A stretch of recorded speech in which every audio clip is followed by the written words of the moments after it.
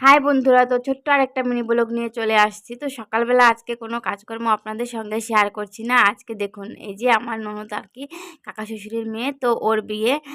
তো ওকে আজকে আইবুড়ো ভাত খাওয়ালাম। তো প্রথমবার আমি কাউকে আজকে আইবুড়ো ভাত খাওয়ালাম নিজের হাতে রান্না বান্না করে। আর কেমন করে সাজাতে হয়, কেমন করে দিতে হয় সেটাও জানি না। তো যেটুকু পেরেছি আর কি সেরকম করে সুন্দর করে ওকে ওই যে সাজিয়ে দিলাম আর কি। আর ও খাওয়া দাওয়া করে চলে গেছে।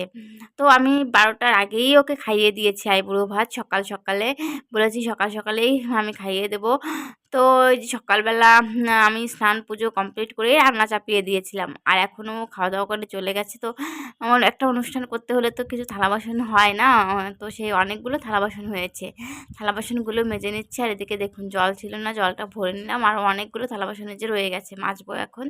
আর এই দেখুন, সমস্ত থালা বাসনগুলো মেজে আমি পরিষ্কার করে এই যে রেখেছি। আর এখন একটু বিশ্রাম নিয়ে